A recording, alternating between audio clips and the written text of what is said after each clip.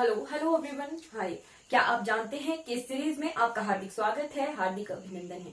आज हम बढ़ रहे हैं अपने 17वें राज्य, जो कि आंध्र प्रदेश से तोड़कर बनाया था reorganisation act of Andhra Pradesh 2014 का हमने देखा था। उसी से ही फिर तेलंगाना राज्य को बनाया गया था। ठीक है, तो आंध्र प्रदेश हमने लास्ट क्लास में कंप्लीट कर लिया था। आज हम जो है तेलंगाना को कवर करेंगे। ठीक है जी, तेलंगाना को 2 जून 2014 को जो है बनाया गया था। ठीक है, कौन से एक्ट के तहत? तो Andhra Pradesh reorganisation act.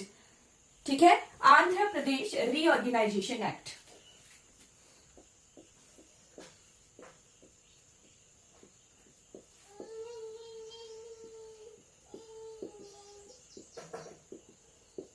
Andhra Pradesh reorganisation act के तहत 2 जून 2014 को जो है आंध्र प्रदेश से कार्व करके तोड़ करके तेलंगाना को बनाया गया था। ठीक है जी, फॉर्मेशन डे आ गया हमारा 2 जून 2014 को जो है इसका फॉर्मेशन डे है।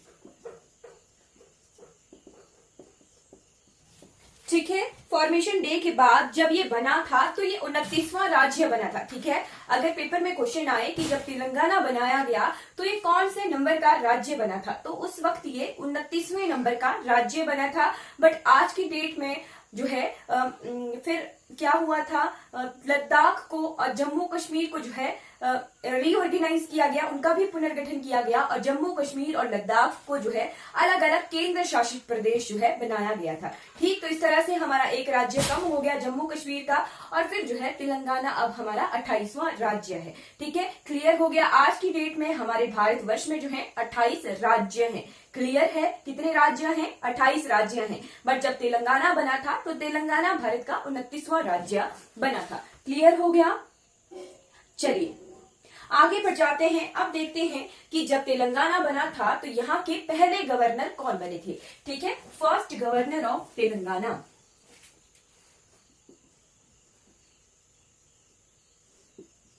ठीक है, पहले गवर्नर कौन बने थे? तो वे थे ESL नरसिम्हन। कौन थे? ESL नरसिम्हन। ठीक है, 2 जुलाई 2014 को ये 2 जून 2014 को ये बन गए थे। ठीक है, तेलंगाना की फॉर्मेशन के साथ ही यहाँ के गवर्नर भी बन गए थे और 2 जुलाई 2019 तक ये गवर्नर रहे हैं। ठीक है, और आजकल प्रेजेंट टाइम में यहाँ के गवर्नर कौन है? तो प्रेजेंट टाइम में यहाँ के गवर्नर है तमिलसाई सौंदरराजन। तमिलसाई सौंदरराजन जी जो है यहाँ के प्रेजेंट टाइम के गवर्नर हैं। ठीक है, और मुख्यमंत्री कौन है? तो फर्स्ट और प्रेजेंट सीएम एक ही है यहाँ के, मतलब 2014 से जो है ये प्रेजेंट तक अभी तक जो है मुख्यमंत्री का कार्यभार संभाले हुए हैं। ये है श्री के चंद्रशेखर राव। ठीक है, श्री के चंद्रशेखर राव 2014 से ही जो है ये हमारे तेलंगाना के मुख्यमंत्री के रूप में हैं। ठीक है, 2014 से प्रेजेंट टाइम में भी ये यहाँ के मुख्यमंत्री हैं। ठीक है, क्लियर हो गया। अब आती है बारी यहाँ के हाईकोर्ट की। तो हाईकोर्ट कौन सा है यहाँ का? तेलंगाना की कैपिटल कौन है? तो तेलंगाना की कैपिटल है हैदराबाद। ठीक है, हैदराबाद है। ठीक है, तो हैदराबाद हाईकोर्ट जो है तेलंगाना का हाईकोर्ट हुआ। ठीक है, जो ओल्ड हाईकोर्ट था, ठीक है, कब से था ये? तो ये हमारे बहुत पुराना हाईकोर्ट था। ठीक है, तो हैदराबाद हाईकोर्ट को तेलंगाना हाईकोर्ट के नाम से जाना जाता है। स्वतंत्रता से भी पूर्व लगभग जो है 1909 के आसपास का ये हाईकोर्ट है। ठीक है, बट अब जो है 2019 से जो है इसे तेलंगाना हाईकोर्ट के नाम से जाना जाता है। और तेलंगाना हाईकोर्ट के जो है चीफ जस्टिस कौन है? ठीक है, 1 जनवरी 2019 से जो है इसे तेलंगाना हाईकोर्ट के नाम से जाना जाता है। 1 जनवरी 2019। ठीक है, आंध्र प्रदेश हाईकोर्ट के बारे में भी मैंने बताया था कि 1 जनवरी 2019 से जो है आंध्र प्रदेश के अमरावती में जो है हाईकोर्ट कार्य कर रहा है। ठीक है, आंध्र प्रदेश का अमरावती में शिफ्ट हो गया है ना। और हमारे तेलंगाना हाईकोर्ट कहाँ है? हैदराबाद में है, पर इसे तेलंगाना हाईकोर्ट के नाम से जानते हैं। ठीक है, हाईकोर्ट तो हाई कोर्ट के पहले चीफ जस्टिस कौन थे जी? वो थे टीबी राधाकृष्णन। ठीक है, टीबी राधाकृष्णन, टीबी राधाकृष्णन। ठीक है, 1 जनवरी 2019 से जो है हैदराबाद हाईकोर्ट को तेलंगाना हाईकोर्ट से अब जाना जाता है। ठीक है, क्लियर हो गया। और 3 मार्च 2019 से टीबी राधाकृष्णन जो है यहाँ के पहले चीफ जस्टिस बने थे, 3 मार्च से। ठीक है, और प्रेजेंट टाइम में कौन है यहाँ के चीफ जस्टिस? तो प्रेजेंट टाइम में है आलोक आराध्य जी। कौन है प्रेजेंट टाइम में? आलोक आराध्य जो है प्रेजेंट टाइम के चीफ जस्टिस हैं तेलंगाना के।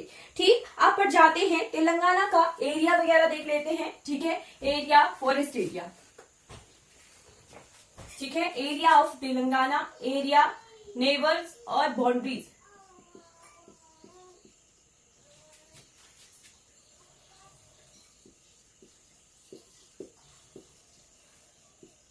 ठीक है, ये सारा डाटा जो है अब हम तेलंगाना का देखेंगे।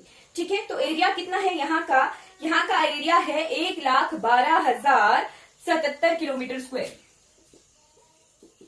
1,12,077 किलोमीटर स्क्वायर। ठीक है, और एरिया वाइज जो है इसका रैंक 11 है।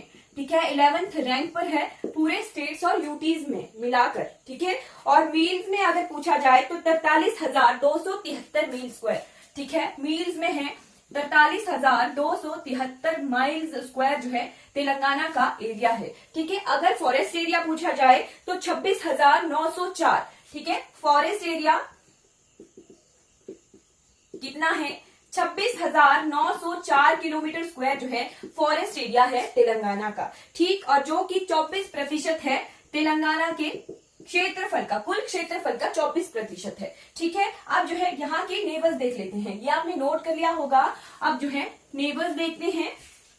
ठीक है, पड़ोसी तेलंगाना के। तो इस तरह से तेलंगाना जो है भारत के नक्शे पर विराजमान है। इधर को आंध्र प्रदेश है।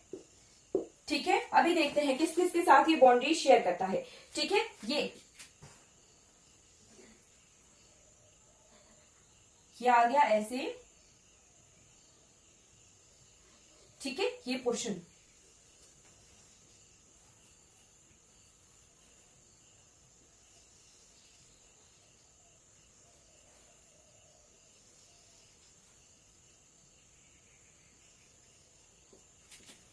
ठीक है, और ये आ गया हमारा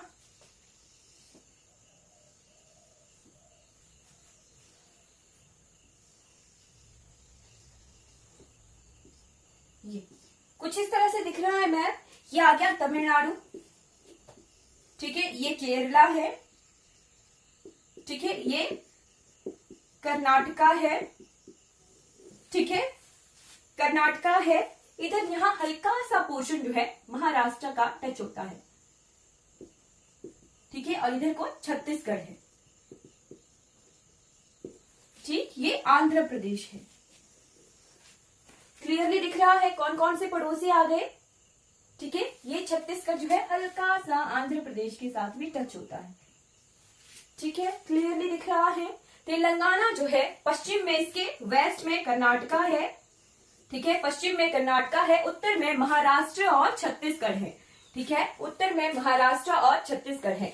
ईस्ट और साउथ ईस्ट में इसके आंध्र प्रदेश है। ठीक है, ईस्ट और साउथ ईस्ट में इसके आंध्र प्रदेश है। ठीक है, और साउथ में इसके तेलंगाना है। ठीक, सॉरी तमिलनाडु है। तेलंगाना के साउथ में तमिलनाडु है। ठीक है, और यहाँ इस मैप पर क्लियरली दिख रहा होगा कि जो कर्नाटका है वो आंध्र प्रदेश के साथ सीमा साझा नहीं करता है। ठीक है, कर्नाटका जो है आंध्र प्रदेश के साथ सीमा साझा नहीं करता है। क्लियर हो गया। तमिलनाडु, आंध्र प्रदेश, छत्तीसगढ़, महाराष्ट्र, कर्नाटका, ये जो राज्य हैं ये तेलंगाना के साथ सीमा साझा करते हैं। ठीक है, अब देख लीजिए यहाँ के जिले कितने हैं। तो जिले हैं जी 33।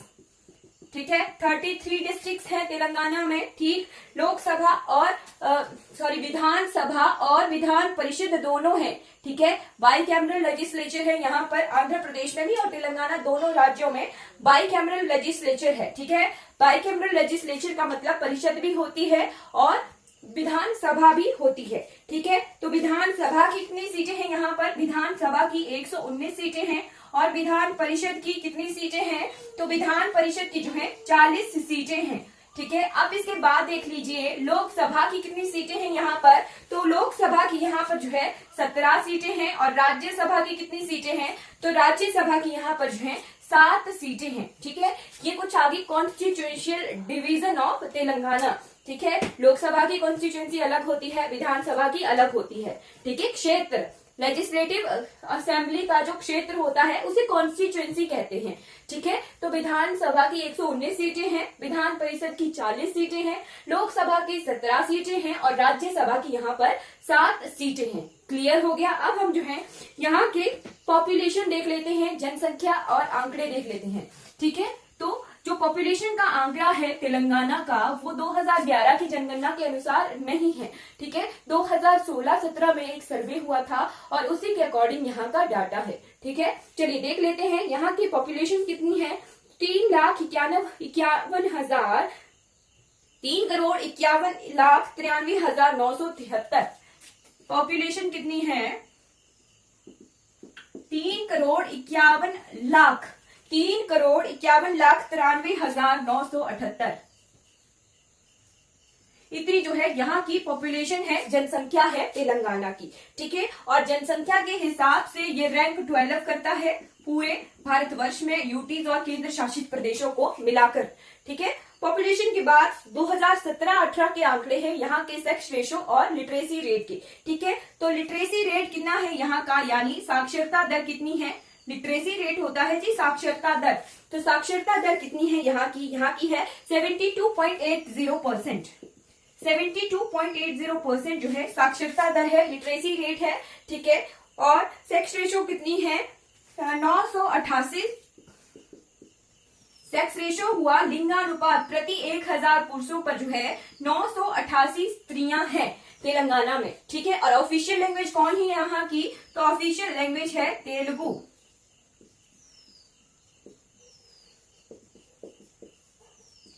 तेलुगु जो है यहाँ की ऑफिशियल लैंग्वेज है। ठीक है, क्लियर हो गया। ये कुछ जो है स्टैटिक आंकड़े हैं। ठीक है, जैसे ही नेक्स्ट जनगणना हो जाती है, नेक्स्ट सेंसस होगी, तो ये सारे आंकड़े जो है हमारे चेंज हो जाएंगे। ठीक है, तब तक के लिए ये स्टैटिक है।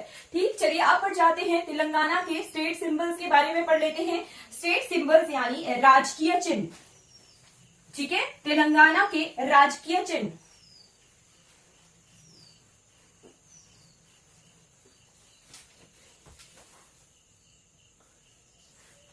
ठीक है,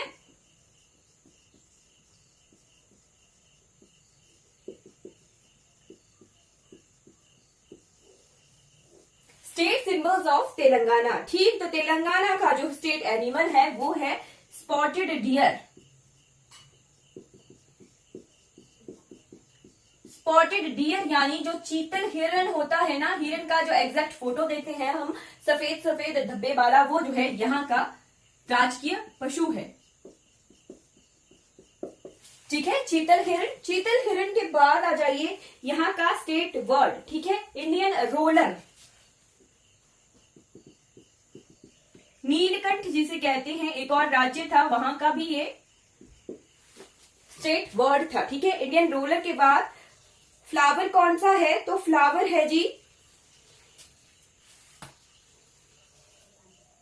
सेना ऑरिकलटा। ठीक है, फ्लावर कौन सा है, अजीब सा नाम है, सेना ऑरिकलटा। ठीक है, ये ऑरेंज ऑरेंज कलर का फ्लावर होता है। हमारे हिमाचल प्रदेश में ये इन पे क्रीप्स पे पाया जाता है। ठीक है, बेलों पे पाया जाता है। ठीक है, जंगली फूल की तरह होता है हिमाचल प्रदेश में। ठीक है, और वहां का ये जो है स्टेट एनिमल है। ठीक है, हिंदी में इसे तांगेड़ू के नाम से जाना जाता है। ठीक है, और ट्री कौन सा है यहाँ का, तो ट्री है यहाँ का जी जेमी चेतु। जेमी से चेतु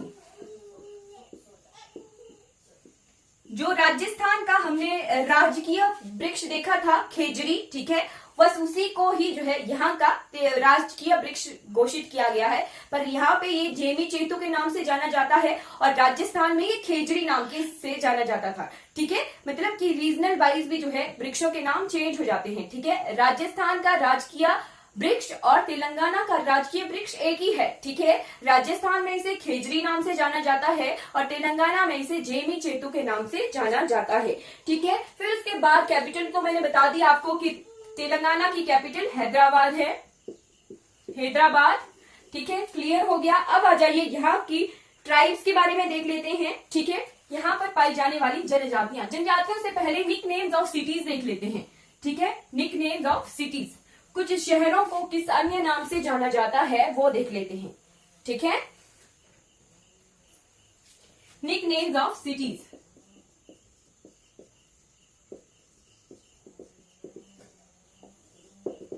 ठीक है जी। निक नेम्स ऑफ सिटीज में सबसे पहले जो शहर है उसका नाम है वरंगल। वरंगल, वरंगल को जो है किस और नाम से जाना जाता है, तो वरंगल को सिटी ऑफ लेक्स के नाम से जाना जाता है। सिटी ऑफ लेक्स के बाद इसे सिटी ऑफ टेम्पल्स के नाम से जाना जाता है, ठीक है। सिटी ऑफ टेम्पल्स के बाद इसे जो है सेकंड सिटी ऑफ निजाम के नाम से जाना जाता है, सेकंड सिटी ऑफ निजाम के नाम से इसे जाना जाता है, क्लियर हो गया। वरंगल के बाद जो है हैदराबाद, हैदराबाद का नाम आए और बिरयानी का नाम ना हो ऐसा हो ही नहीं सकता, ठीक है। हैदराबाद की जो बिरयानी है वो वर्ल्ड फेमस है, ठीक है। चलिए देखते हैं हैदराबाद को जो है किन किन नामों से जाना जाता है। City of pearls, city of pearls, ठीक है। सिटी ऑफ पर्ल्स के बाद सिटी ऑफ निजाम्स, ठीक है। सेकंड सिटी ऑफ निजाम्स कौन थी, वरंगल थी, ठीक है। सिटी ऑफ निजाम्स के नाम से जो है हैदराबाद को जाना जाता है। सिटी ऑफ निजाम्स के बाद हाईटेक सिटी,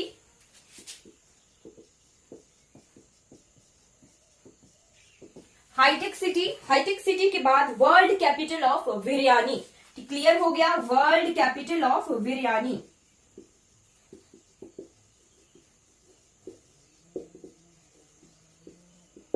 ठीक है, वर्ल्ड कैपिटल ऑफ बिरयानी, ठीक है। वर्ल्ड कैपिटल ऑफ बिरयानी के बाद वेंगल सिटी के नाम से भी जाना जाता है। बेंगल सिटी के बाद सिकंदराबाद, ठीक है। हैदराबाद के बाद सिकंदराबाद,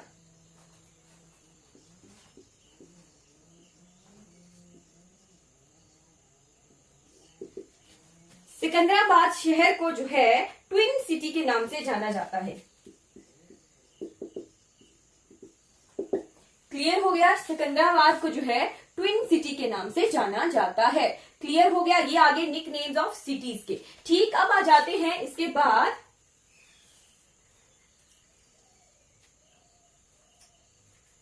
यहां पर मिलने वाली ट्राइब्स के बारे में देख लेते हैं, ठीक है। ट्राइब्स इन तेलंगाना,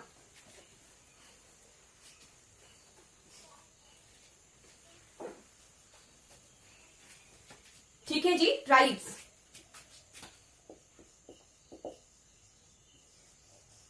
ट्राइब्स यानी जनजातियां कौन कौन सी जो हैं यहां पाई जाती हैं, ठीक है।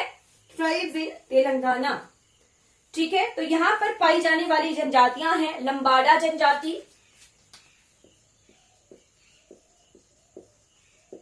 लंबाड़ा, कुछ जनजातियों के नाम जो है मैं प्रॉपरली प्रोनाउंस भी नहीं कर पाऊंगी, तो कोई बात नहीं, आप जो है स्पेलिंग लिख लीजिएगा, ठीक है। लंबाड़ा जनजाति, ठीक है। लंबाड़ा जनजाति के बाद बंजारा जनजाति, ठीक है। बंजारा जनजाति को ही जो है लंबाड़ा जनजाति के नाम से जाना जाता है, ठीक है। लंबाड़ा के बाद बंजारा जनजाति, ठीक है। बंजारा जनजाति, कोया जनजाति,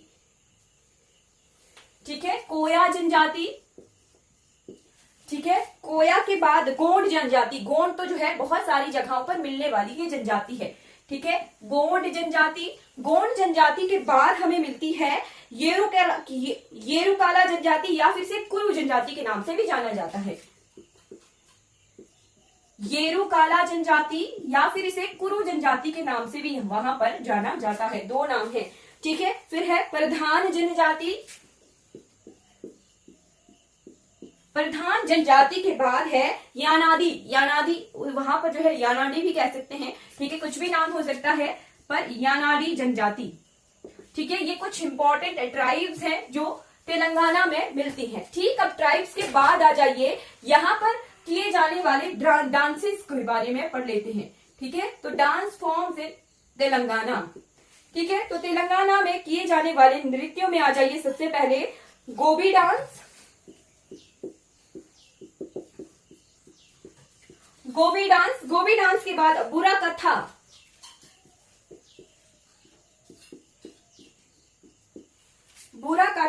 फिर है डंडारिया डांस,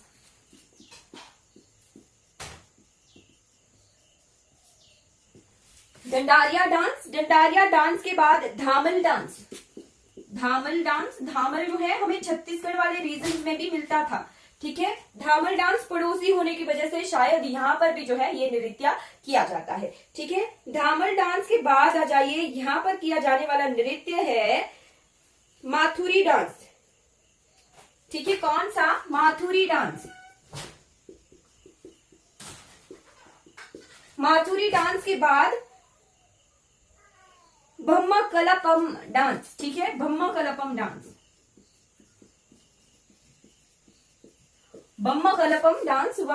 डांस के बाद गोला कोलापम। ठीक है, गोला कोलापम।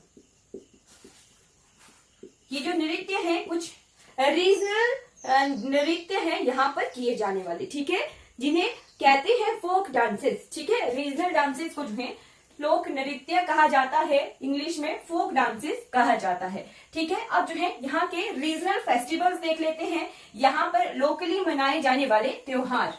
ठीक है, रीजनल फेस्टिवल्स इन तेलंगाना। ठीक है जी, इंपॉर्टेंट रीजनल फेस्टिवल्स जो तेलंगाना में मनाए जाते हैं। ठीक है, तो रीजनल फेस्टिवल कौन कौन से हैं? काकटिया फेस्टिवल,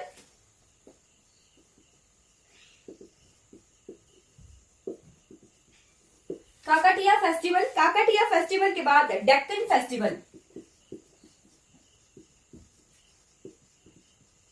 ठीक है, डेक्कन फेस्टिवल के बाद बोनालू फेस्टिवल जो है बहुत इंपॉर्टेंट है, इसे स्टार लगाकर नोट कर लीजिएगा। बोनालू फेस्टिवल के बाद है जी बाथुकामा।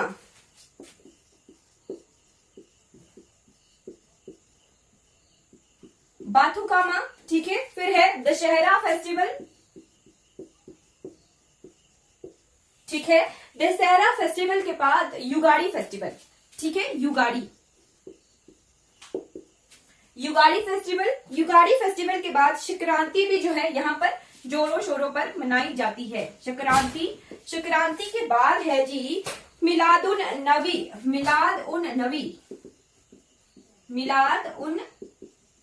नबी, ये भी जो है तेलंगाना का एक त्योहार है। फिर है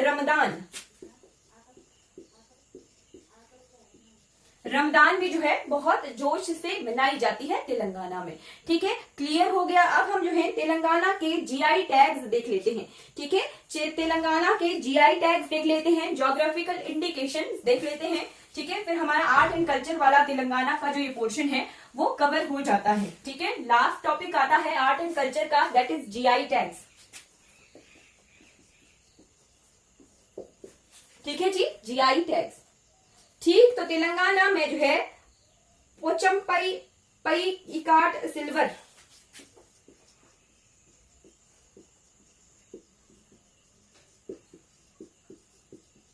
को जीआई टैग मिला हुआ है। सेकंड है जी यहाँ पर फिलिग्री ऑफ करीमनगर।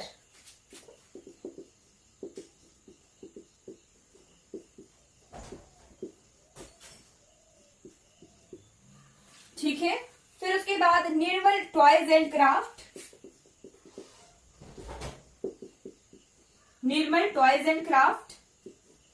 ठीक, उसके बाद है निर्मल furniture and paintings.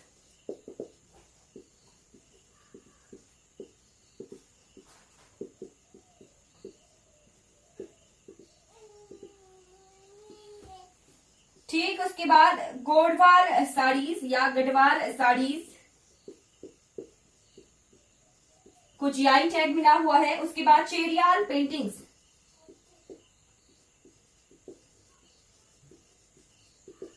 In paintings को भी जो है जीआई टैग मिला हुआ है, ठीक है। चेरियाल पेंटिंग्स के बाद टेम्बरथी मेटल क्राफ्ट,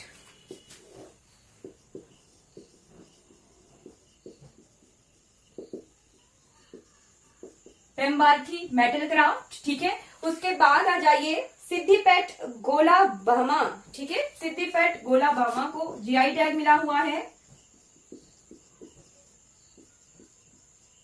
ठीक है। और लास्ट जीआई टैग आ गया नारायण पेट handloom and sari,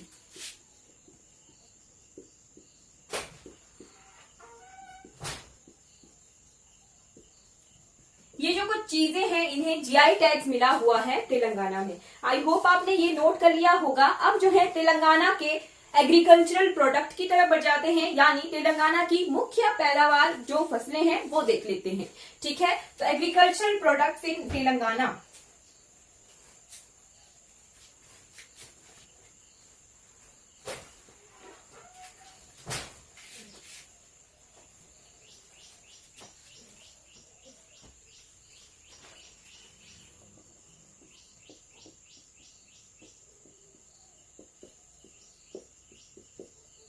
agricultural products of Telangana, ठीक। तो तेलंगाना में राइस, मेज, सोयाबीन,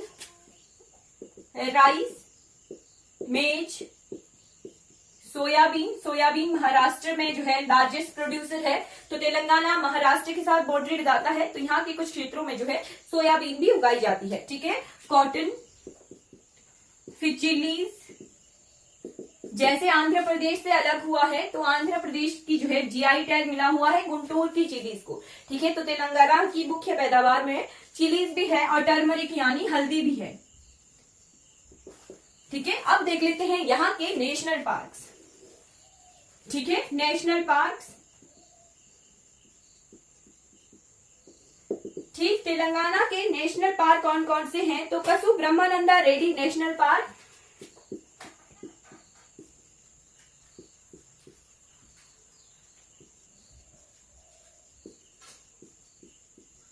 कसु ब्रह्मानंदा रेड्डी नेशनल पार्क, ठीक है। और सेकंड नंबर का है महावीर हरिना बनस्थली नेशनल पार्क,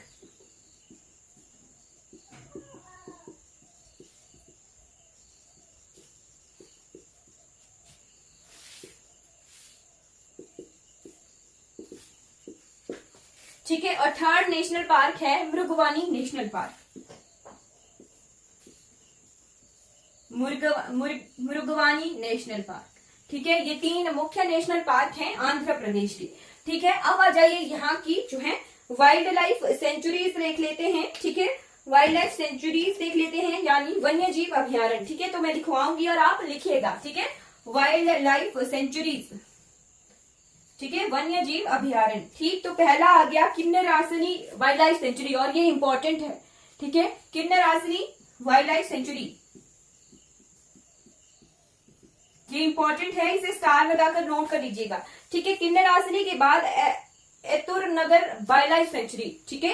एतुर नगर वाइल्ड लाइफ सेंचुरी, एतुर नगरम, ठीक है। एतुर नगरम वाइल्ड लाइफ सेंचुरी, फिर है काबल वाइल्ड लाइफ सेंचुरी। काबल वाइल्ड लाइफ सेंचुरी को भी जो है नोट कर लीजिएगा स्टार लगाकर, ठीक है। काबल वाइल्ड लाइफ सेंचुरी के बाद लंजा मदेगा सिवारामी, ठीक है, ये वाइल्ड लाइफ सेंचुरी है। फिर है मंजीरा क्रोकोडाइल वाइल्ड लाइफ सेंचुरी, इसको भी स्टार लगाकर नोट कर लीजिएगा, ठीक है। क्रोकोडाइल नाम से जो है वाइल्ड लाइफ सेंचुरी तेलंगाना में है, ठीक है। फिर आ गया Nagarjuna Sagar Srisailam wild life sanctuary, ठीक है। ये तो हमारे डैम्स हैं इंपॉर्टेंट, कृष्णा रिवर पर बने हुए हैं, यहाँ पर भी जो है वाइल्ड लाइफ सेंचुरी है।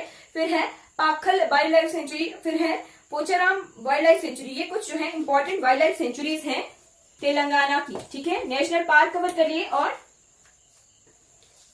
कवर कर लिए वाइल्ड लाइफ सेंचुरीज, ठीक। अब आ जाते हैं यहाँ की लेक्स, रिवर, वाटरफॉल्स और पावर प्रोजेक्ट्स देख लेते हैं, ठीक है। सबसे पहले लेक्स देखेंगे,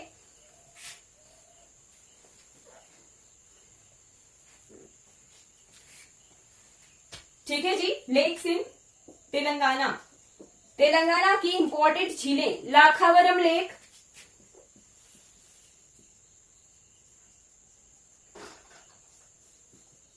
लाखावरम लेक के बाद आ जाइए पोचावरम लेक, पोचा या पाचावरम लेक, यहाँ इस एरिया को जो है वाइल्ड लाइफ सेंचुरी भी डिक्लेयर किया हुआ है। पाचावरम लेक के बाद शामिरपेल लेक,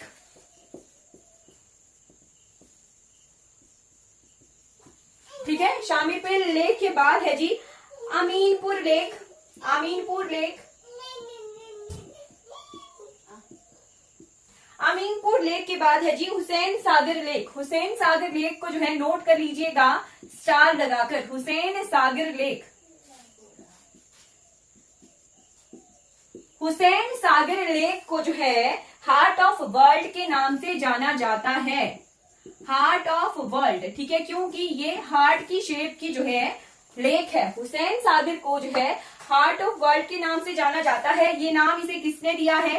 तो United nation world tourism Organization UNTO ने जो है, यूएनडब्ल्यूटीओ ने जो है इस झील को हार्ट ऑफ वर्ल्ड का नाम दिया हुआ है, ठीक है। हुसैन सागर ये हैदराबाद में है, ठीक है, क्लियर हो गया। अब हम जो है यहाँ की रिवर्स देख लेते हैं। हार्ट ऑफ वर्ल्ड आपने नोट कर लिया, किससे जाना जाता है? हुसैन सागर लेक को, ठीक है। United nation world tourism organisation ने जो है इसे इसका ऐसा नाम दिया है, ठीक है। अब जो है यहाँ की रिवर्स देख लेते हैं, मुख्य नदियां जो तेलंगाना से होकर बहती हैं, ठीक है। तो सबसे पहले आ गई मूसी रिवर, मूसी रिवर के बाद कृष्णा रिवर, कृष्णा के बाद गोदावरी नदी, ठीक है। कृष्णा के बाद गोदावरी नदी, और गोदावरी जो है सबसे लंबी नदी है तेलंगाना में, ठीक है। Longest river of Telangana is Godavari, ठीक है। अब देख लेते हैं यहाँ के वाटरफॉल्स, ठीक है। वाटरफॉल्स यानी झरने, यानी जलप्रपात जिसे कहा जाता है। जलप्रपात कौन कौन से हैं? तो यहाँ पर जो है इथिपोथला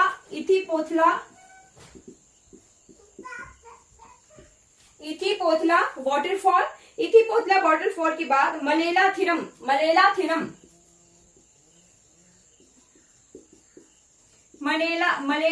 वाटरफॉल, मलेलाथिरम के बाद है जी पोचेरा वाटरफॉल, पोचेरा वाटरफॉल के बाद कुंतला वाटरफॉल, फिर है तालाकोना वाटरफॉल, तालाकोना वाटरफॉल के बाद है कपिला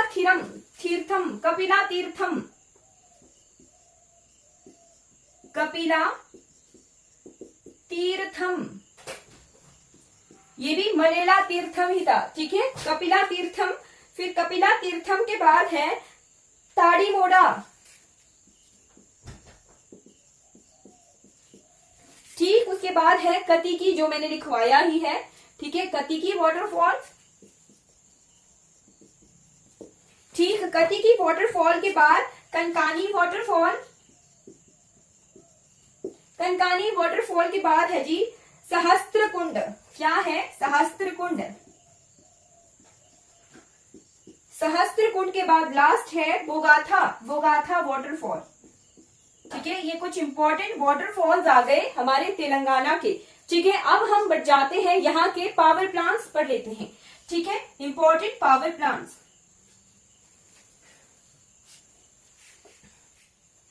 क्लियर हो गए वाटरफॉल्स, रिवर्स और लेक्स ऑफ तेलंगाना, ठीक है।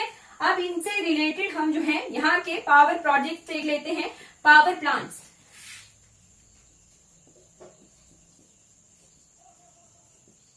ठीक। तो पावर प्लांट्स में सबसे पहले यहाँ के थर्मल पावर प्लांट्स देख लेते हैं, ठीक है। कौन कौन से हैं? तो Kakatiya thermal power plant, Kakatiya thermal power plant. उसके बाद एनटीपीसी का है, एनटीपीसी का है रामागुंडम में, रामागुंडम में, ठीक है। उसके बाद है Telangana super thermal power plant, super thermal power plant, ठीक है। फिर है यादाद्री थर्मल पावर स्टेशन, ठीक है। यादाद्री के बाद Kothagudem thermal power station, Kothagudem thermal power station, ठीक है, ये कुछ इंपॉर्टेंट थर्मल पावर स्टेशन आ गए। और फिर हम देख लेते हैं हाइड्रो प्लांट। ठीक है, तो हाइड्रो पावर प्लांट जो है यहाँ पे नागार्जुन सागर, नागार्जुन सागर, ये किस पे है? नागार्जुन सागर जो है बार बार रिपीट करवाया है कि ये कृष्णा रिवर पर है और इसका 80% भाग जो है तेलंगाना में है। ठीक, फिर है Singur hydro power plant, Singur hydro power plant. Singur के बाद है Srisailam hydro power plant. Srisailam का जो है लगभग 20% हिस्सा ही जो है यहाँ तेलंगाना की तरफ है। ठीक है, बाकी 80% जो है आंध्र प्रदेश की तरफ है। और आंध्र प्रदेश तेलंगाना में वाटर डिस्प्यूट बहुत जोरों शोरों से चला हुआ है। ठीक है, फिर है Jurala hydro power plant. Water dispute Telangana का और आंध्र प्रदेश का कृष्णा रिवर से ही रिलेटेड चला हुआ है। ये कुछ इंपॉर्टेंट हाइड्रो पावर प्लांट्स आ गए हमारे तेलंगाना के। ठीक है, अब हम जो है नेक्स्ट पोर्शन की तरफ बढ़ जाते हैं, दैट इज स्टेडियम्स, एयरपोर्ट्स। ठीक है, इंपॉर्टेंट मॉन्यूमेंट्स ऑफ तेलंगाना। ठीक है, तो नेक्स्ट टॉपिक आ गया हमारा एयरपोर्ट्स इन तेलंगाना। ठीक है, तो एयरपोर्ट कौन कौन से हैं? चलिए, एक चीज रह गई, हमारे सोलर पावर प्लांट रह गए। ठीक है, तेलंगाना में 2 सोलर पावर प्लांट है, एक रामागुंडम में है, रामागुंडम सोलर पावर प्लांट। ठीक है, और दूसरा जुराला में है। ठीक है, Jurala solar power plant. Clear हो गया, सोलर पावर प्लांट्स हमने देख लिए। अब हम बढ़ जाते हैं यहाँ के एयरपोर्ट्स की तरफ। ठीक है, तो यहाँ पर एक एयरपोर्ट है जो कि फेमस है, Rajiv Gandhi international airport.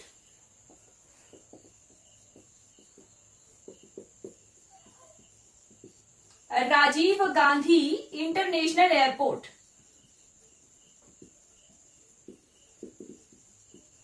Clear हो गया, एक ही एयरपोर्ट है जो फेमस है, इंटरनेशनल एयरपोर्ट, ये हैदराबाद में है। ठीक, अब देख लेते हैं यहाँ के स्टेडियम्स। ठीक है जी, स्टेडियम्स कौन कौन से हैं यहाँ पे? जीएमसी बाला योगी एथलेटिक स्टेडियम हैदराबाद, जीएमसी बाला योगी एथलेटिक्स स्टेडियम हैदराबाद।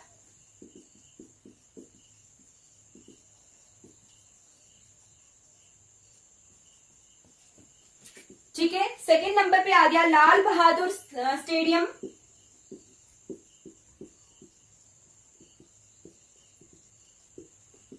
ठीक है, लाल बहादुर स्टेडियम के बाद SSAP tennis complex Fateh Maidan Hyderabad, SSAP tennis complex.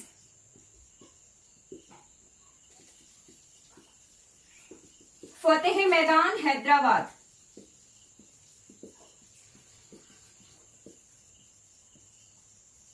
Clear हो गया। उसके बाद नंबर का Rajiv Gandhi international cricket stadium, ये सिकंदराबाद में है। Rajiv Gandhi international cricket stadium, ये कहां पर है? ये सिकंदराबाद में है। क्लियर हो गया, ये कुछ इंपॉर्टेंट स्टेडियम्स आ गए आंध्र प्रदेश के। ठीक, अब जो है हम तेलंगाना के लास्ट टॉपिक की तरफ बढ़ जाते हैं, that is important monuments and tourism attraction in Telangana. ठीक है जी, इंपॉर्टेंट मॉन्यूमेंट्स, मॉन्यूमेंट्स क्या होता है? धरोहर। ठीक, तो इंपॉर्टेंट मॉन्यूमेंट्स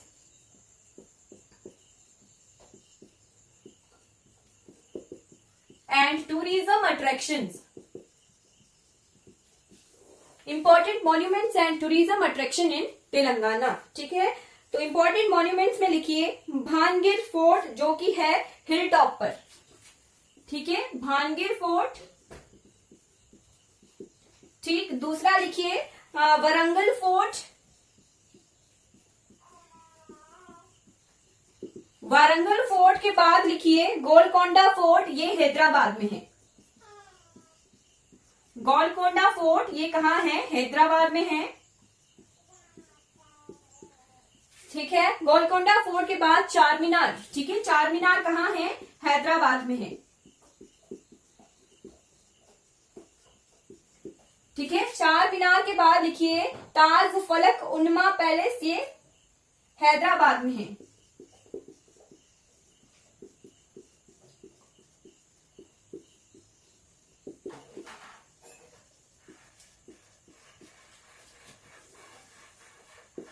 ठीक, उसके बाद लिखिए भुवनागिरी फोर्ट, ये नालगोंडा में है।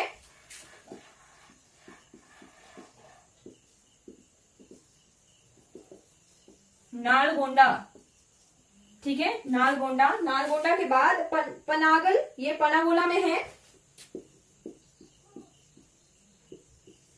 ठीक, उसके बाद देखिए राचाकोंडा फोर्ट, ये तेलंगाना में ही है। राचाकोंडा फोर्ट,